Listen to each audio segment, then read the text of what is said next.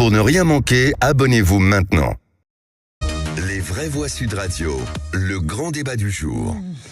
Suite à la manifestation à Sainte-Solide, les observateurs de la Ligue des droits de l'homme ont rendu un rapport documentant un usage de la force disproportionné et indiscriminé de la part des autorités. Et plus de 3 mois après la mobilisation, qui a fait 200 blessés selon les organisateurs, dont plusieurs très graves. Donc je vous rappelle la question du jour, chers auditeurs, qu'on vous pose sur Twitter. Sainte-Solide Ligue des droits de l'homme. La police est-elle trop violente dans ses interventions? N'hésitez pas à réagir, à voter, à nous appeler au 0826 300 300. Et nous avons un invité qui est l'invité à avoir, puisqu'on a évoqué ce retour de la Ligue des droits de l'homme. Eh bien, c'est son président, Patrick Beaudouin, qui est avec nous. Bonsoir, Patrick Beaudouin. Bonsoir. Bonsoir. Bonsoir. Merci d'être avec nous. Je rappelle que vous êtes également avocat. Alors, le principe, dans ces cas-là, on fait déjà un petit tour avec nos 3 vraies voix. Vous allez les écouter et puis vous allez nous faire votre retour. Peut-être Philippe Bilger, déjà, ce retour de la Ligue des droits de l'homme qui montre du doigt nos policiers. On a déjà eu la chance d'avoir à plusieurs reprises Patrick Beaudouin au téléphone. Et donc, je connais sa mesure et il connaît en général mon opposition, j'espère courtoise. J'ai bien lu la substance du rapport qu'a publié, peut-être pas encore, la Ligue des droits de l'homme.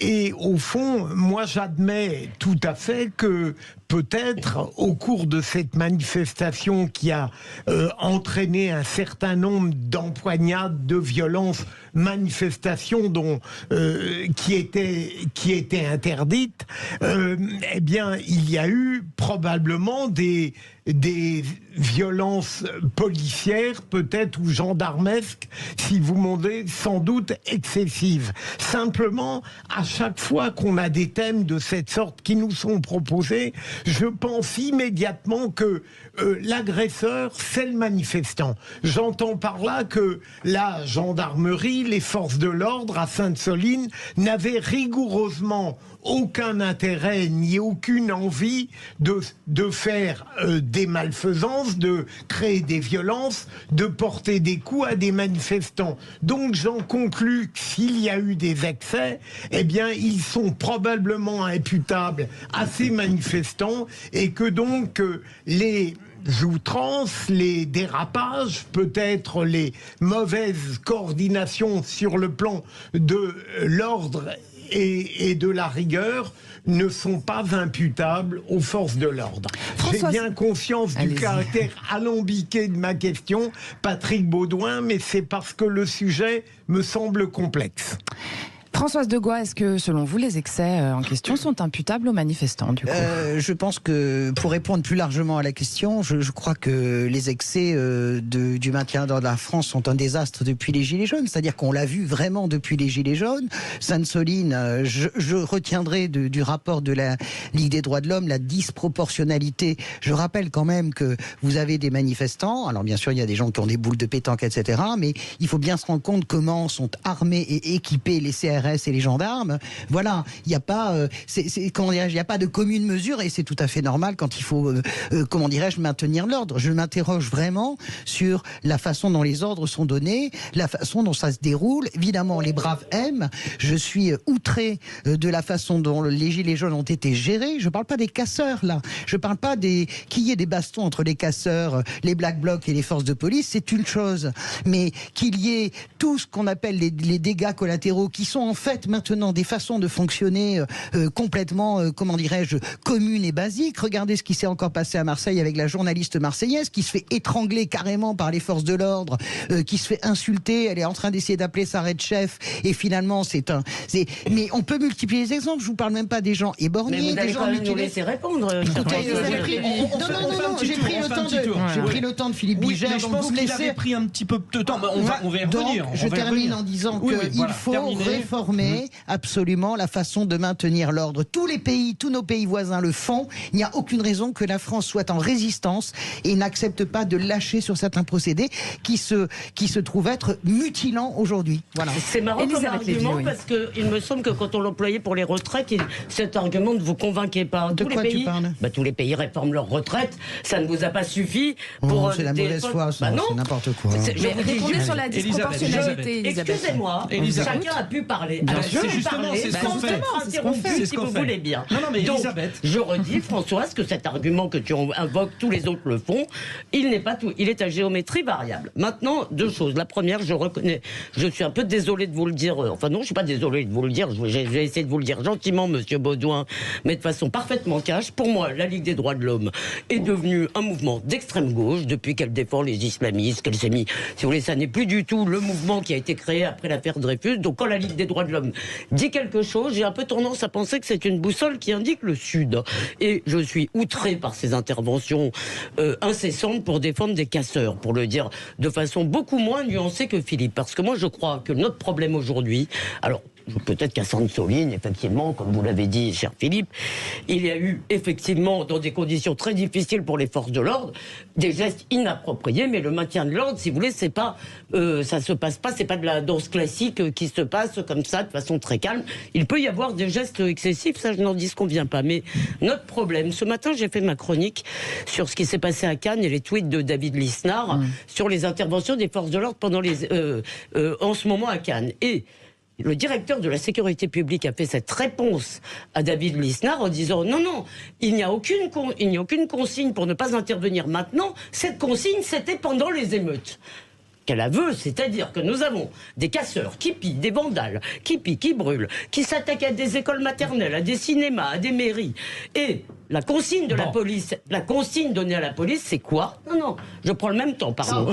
La consigne donnée c'est à pas la vous qui police. décidez du temps, c'est nous pour l'instant. Donc on fait le petit tour. Terminé, Elisabeth, parce que je pense que Patrick Baudouin, A priori, va vouloir réagir. Donc, voilà. Non, mais la consigne donnée à la police, Voilà. excusez-moi, Et on c'est conclut de ne là-dessus, pas ouais. intervenir. C'est surtout quand il n'y a pas de danger, c'est de ne pas intervenir. Or, qu'est-ce qui se passe si la police ne recourt pas à la force, il n'y a plus de dissuasion. Voilà. Pour que force reste à la loi, il faut qu'il y ait force. Voilà. Alors, Patrick Baudouin, vous venez Baudouin, d'avoir ouais. un petit tour de table très court, évidemment. Voilà. Donc, des petites questions. Vous pouvez déjà répondre peut-être sur ce que dit Elisabeth Lévy. Oui. Vous êtes politisé ou pas à la Oui, Ligue est-ce que des vous droits êtes de l'homme d'extrême gauche? J'apprécie énormément. Ah, alors pour le On coup, vous entend mal, ouais. on a des problèmes de réseau. On va essayer de se caler avec vous. J'en profite pour dire que les auditeurs continuent de répondre à la consultation. La police est-elle trop violente dans ses interventions? Vous dites oui à 38%, donc non à 62%. Patrick Baudouin, je pense qu'on vous a retrouvé. Alors, politisé ou pas, pour l'instant, non, on ne vous a pas retrouvé. Notre auditrice Maude, alors, qui vit en Seine-Saint-Denis, tiens. Oui, Maude. Non, mais attendez, elle n'est pas là tout à fait. Pardon, excusez-moi. François, si vous voulez, chacun va faire son métier. Je peux Oui, ajouter bien sûr, une bien sûr. précision, s'il vous plaît. Attendez, stop. Voilà. Est-ce qu'on a Patrick Maud Baudouin? est en ligne et Patrick est en cours de récupération, a priori. Voilà, Patrick Baudouin, vous répondez, Patrick. donc politisé ou pas, la Ligue des droits de l'homme? Alors, premièrement, j'apprécie la modération. Je vais répondre aussi cash par rapport aux derniers propos. La Ligue des droits de l'homme, côté qui serait avec des sympathies pour les islamistes, j'avoue que ça me fait sourire. Ah oui. Les islamistes sont absolument, évidemment, tous les islamistes radicaux, je parle. Ce sont des valeurs totalement contraires aux nôtres. En revanche, il est vrai qu'on défend les droits des personnes islamistes qui sont poursuivies quand on estime que ces droits ne sont pas respectés, comme le droit de tout individu à se défendre, à avoir droit à une justice équitable. Bon, je passe là-dessus parce que c'est vraiment un tellement mauvais procès que je pense que c'est pas la peine de perdre son temps sur ce sujet-là. Sur le c'est extraordinaire, sur le deuxième point. Écoutez, le sujet, moi, on m'a invité ce soir pour parler de Sainte-Soline. Oui. Si vous voulez qu'on parle des islamistes, on fera un autre débat. Patrick Baudouin, Donc, justement, pour Allez, revenir. recentrons-nous, Sans effectivement. force, pas d'ordre, en fait. C'est ça qu'elle dit, Elisabeth Lévy. Pardon. Oui, alors, quand la LDH du côté des casseurs, là, c'est tout aussi, bon, vraiment, ce sont des amalgames, des procès d'intention qui n'ont pas de sens. Bon, il va de soi que la Ligue des droits de l'homme que je représente, dont je suis le président, n'est pas du côté des casseurs. Je l'ai dit à plusieurs reprises, peut-être sur d'autres antennes, je ne sais pas si c'est la vôtre. Nous condamnons évidemment les casseurs, les projectiles lancés contre les forces de l'ordre, et nous ne sommes pas de ce côté-là. Mais ce sont des responsabilités pénales individuelles de ceux qui se livrent à ce type d'agissement. Il n'y a pas de sujet. Le sujet de notre rapport, dont j'aimerais qu'on parle, c'est un sujet bien déterminé qui vise, et c'est l'objet des observateurs qui se trouvent sur le terrain lors des manifestations, le comportement des forces de police. Je rappelle que c'est l'Observatoire des libertés publiques et des pratiques policières. Donc c'est l'analyse des pratiques policières. Il faut ramener ça à l'objet de l'Observatoire et du rapport. Alors quand même, Patrick Beaudoin, vous concluez en disant, ce n'est pas en procédant avec une violence aussi inouïe de la part des forces de l'ordre qu'on va parvenir à réconcilier la police et la population. Vous ajoutez donc un contenu, une analyse. Bien sûr. Et nous ajoutons, vous avez tout à fait raison, c'est exactement ma position. Là, c'est l'essentiel de ma position. Il ne s'agit pas d'être toujours dans des logiques d'affrontement, comme le dernier propos, là, ça sert à rien. C'est une logique, je crois. Et si ça vous ennuie pas, laissez-moi juge de si mes propos sont utiles ou pas. Non, mais j'en ai marre de me faire attaquer de 4 fois depuis tout à l'heure. On se détend. Reprenez, Patrick Beaudoin, reprenez. Moi, j'en ai pas marre. Moi, je suis habitué à me faire attaquer, donc j'en ai pas marre. Mais je réponds simplement. Moi, je réponds à votre réponse. Attendez une petite question. Je l'accepte volontiers. Alors, allons sur le fond. Nous ne sommes pas les seuls. Si avec la Ligue des droits de l'homme, à la limite, je me dirais, il faut qu'on s'interroge. Hein. Ça, et vous auriez raison. Il n'y a pas que la Ligue des droits de l'homme. Il y a toute une série d'organisations, les rapporteurs spéciaux des Nations Unies, le haut-commissaire du Conseil de l'Europe, la défenseur des droits, la Commission nationale consultative des droits de l'homme et tous les observateurs étrangers, journalistes et autres des pays qui nous entourent sont stupéfaits de la violence du système de maintien de l'ordre à la française. Donc nous ne sommes pas les seuls. Nous sommes dans votre rapport, excusez-moi. Oui, Patrick Beaudoin. Dans votre rapport, vous parlez aussi de la falsification et des mensonges du gouvernement. Qu'est-ce que vous voulez dire quand vous dites ça ? Oui, alors sur 3 points, je vais aller vite parce qu'on n'a pas un temps illimité. Il y a une communication qui est très fallacieuse de la part du gouvernement et une sorte de manipulation immédiate après Sainte-Soline. Sur 3 points. Le premier point, on a fait un rapport, je vous invite à le regarder, à le critiquer, à le contester et à ce qu'il soit démenti au besoin. Ça, j'ai pas de sujet là-dessus. Mais au moins qu'on le prenne en compte. On a eu des observateurs et dans le rapport, c'est minute par minute qu'ils relatent leurs constatations. Ils étaient 18, plus 3 avocats, plus un médecin. 3 points principaux. Le premier, on nous dit ce sont les manifestants qui ont commencé à attaquer les forces de l'ordre. Et voilà. Ce n'est pas vrai. Ce sont d'abord les quads, ces gendarmes qui étaient sur des quads, qui ont commencé à approcher et à lancer les premières grenades. Et c'est ensuite qu'il y a eu cette violence dont toutes les télévisions se sont gavées, qui a existé. Il ne s'agit pas de dire le contraire, mais il faut rétablir les équilibres. Le deuxième point, c'est l'usage effectivement indiscriminé, disproportionné d'armes à feu, hein, ce sont des armes qui sont considérées comme des armes à feu, qui sont catégorisées comme telles, c'est-à-dire les grenades, qui ne sont pas seulement là des grenades lacrymogènes, mais des grenades de type GM2L, c'est-à-dire des grenades qui ont des grenades explosives qui peuvent blesser par fracturation lorsqu'elles explosent. Donc il y en a eu, et plus les LBD 40, auxquels il a été beaucoup recouru, c'est-à-dire les lanceurs de balles. Donc de défense. Donc un usage vraiment très excessif, très disproportionné, qui était tiré à distance, à longue distance, et qui visait malheureusement, en un sens, pas que ceux qui étaient là pour effectivement être dans une situation de violence contre les forces de l'ordre, mais des manifestants qui étaient venus sur des revendications écologiques et environnementales. On peut ne pas être d'accord, bien sûr, mais qui méritent un débat. Patrick Beaudoin, on va faire réagir. Allez-y rapidement. Non, juste, on fait un petit aller-retour, Patrick, parce que ça sera plus agréable. Philippe Bilger. Pas de problème. Monsieur le Président, je n'ai pas été choqué, moi, par la fougue habituelle d'Elisabeth Lévy, qui a le grand avantage de parler vrai, toujours à sa manière. Mais j'essaierai de poser une question plus nuancée. Au fond, non, mais vraiment... Allez-y, posez la question. Est-ce que vous ne considérez pas, puisque l'objet même de votre examen et de votre rapport était d'appréhender ce qu'il est convenu d'appeler les violences policières, les pratiques discutables des forces de l'ordre, est-ce que vous n'êtes pas intellectuellement conduit en quelque sorte à occulter la part d'explication qui résulte de la violence des manifestants? Et est-ce que, au fond, ce rapport n'est pas presque de manière honnête à partir du moment où vous choisissez clairement un camp hémiplégique? Patrick Beaudoin. Non, alors je crois la question mérite effectivement un débat. D'ailleurs, comme souvent, et je le dis vraiment, je vais vous faire le même compliment que vous avez fait au début, on n'est pas d'accord, mais les questions sont toujours très, très subtiles et méritent vraiment d'être posées. Donc je les prends volontiers en compte. Mais moi je crois, si vous voulez, par rapport à votre question, que non, on n'occulte pas ces violences et ces risques qui existent de récupération en quelque sorte d'une lutte légitime de la part des défenseurs de l'écologie et de l'environnement, de récupération par des groupes d'extrême gauche. On n'est pas aveugle là-dessus. Mais notre sujet du moment, c'est que depuis, et ça a été très bien dit tout à l'heure, depuis la crise des Gilets jaunes, mais bien avant, c'est tout gouvernement successif qu'on a des problèmes avec notre police. C'est pas nouveau.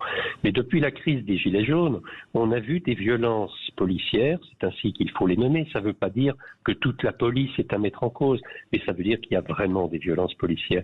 Et que d'être dans ce déni de réalité va nous conduire au pire. Et on le voit, la violence des manifestants, de ceux d'ailleurs manifestants, des casseurs, parce qu'ils existent, est proportionnelle justement au fait qu'il y a trop de violences policières. Merci Patrick Beaudoin. On va faire réagir Françoise Degois. Oui, mais je suis évidemment d'accord avec Patrick Beaudoin. Je sais bien que ça ne vous convient pas, mes amis, mais moi, je ne cesse depuis la crise des Gilets jaunes de dire que ça n'est pas possible. La violence dans les manifestations, elle est partout. Comment font les Allemands aujourd'hui, par exemple? Les Italiens, je peux en parler, j'ai été à Gênes, le sommet de Gênes, il y a un manifestant qui est tué. Hein, et c'est là qu'on voit apparaître pour la première fois les Black Blocs, et je vois bien la doctrine qu'utilisent désormais les Italiens. Pourquoi nous ne changeons pas de doctrine? Pourquoi nous sommes obligés de constituer une phalange comme les braves M? Je ne sais pas si vous vous êtes amusé déjà à les voir passer dans la rue et à les voir en action dans une manifestation. Moi, je les ai vus en action dans une manifestation, hormis le fait qu'ils sont effrayants, entièrement en noir. Regardez toutes les vidéos qui sont filmées, parce que maintenant, vous comprenez, plus rien ne peut échapper à notre regard. Donc, à partir du moment où on n'a pas... Moi, j'aime la police républicaine et l'ordre républicain, mais je suis désolé, nous devons changer notre doctrine de maintien de l'ordre. Elisabeth Lévy vous répond. Françoise, merci. Oui, Elisabeth. Je vais d'abord étayer ce que je disais sur votre alliance au moins objective avec les islamistes. Entre autres exploits, la LDH a participé à la marche contre l'islamophobie, aux côtés du comité contre l'islamophobie en France, qui a d'ailleurs été dissous depuis, même si moi, je n'aime pas ces solutions, parce que moi, je préfère la bagarre des idées aux interdits. Donc, si vous voulez, voilà pour entre autres, ça n'est pas... pardon. Et la deuxième, j'ai une question néanmoins, Patrick Beaudoin. Ouais, il nous reste 30 secondes. J'ai une question. Ouais. Est-ce que la France n'est pas du tout la championne du monde des violences commises par la police? En revanche, je crois bien qu'elle est la championne du monde des violences anti-policières. Il y a aujourd'hui à l'Assemblée nationale le ministre de l'Intérieur qui a dit d'ailleurs les noms des policiers tués ou blessés dans l'exercice de leurs fonctions. Est-ce que ça vous êtes déjà dit qu'après tout, eux aussi ont des droits, eux aussi doivent être défendus. Dans les manifestations, en guise de conclusion, Patrick Beaudoin. On vous écoute, mesdames. On est hors temps. On est vrai voir. En guise de conclusion, Patrick Beaudoin, très rapide, s'il vous plaît. On est toujours dans le même défaut de nuance. Je répondrai simplement que plus on aura une police qui maintient des solutions de violence, et plus effectivement il y aura de violences aggravées contre les policiers. Et mon souci, c'est de protéger aussi bien les policiers que les manifestants. Et je rappelle que manifester est un droit et que c'est une liberté. Donc c'est dans cet équilibre-là que je me situe. Point. Merci Patrick Beaudoin. Je rappelle que vous êtes président de la Ligue des droits de l'homme, la LDH, et avocat. Chers auditeurs, n'hésitez surtout pas à nous appeler pour réagir au 826 300 300. Aude vous attend au standard, évidemment. Et Maud va nous retrouver dans un instant. Et Maud va nous retrouver puisque nous avons notre auditrice qui est en ligne. Et puis alors, parlons vrai sur Sud Radio. Avec nous bientôt, c'est le quiz de l'actu qui arrive. Oui, on va jouer justement, ça va détendre tout le monde. Voilà, restez là, ça va être détendu. Pas tendu. Tout de suite. Comment ça, je suis pas énervé.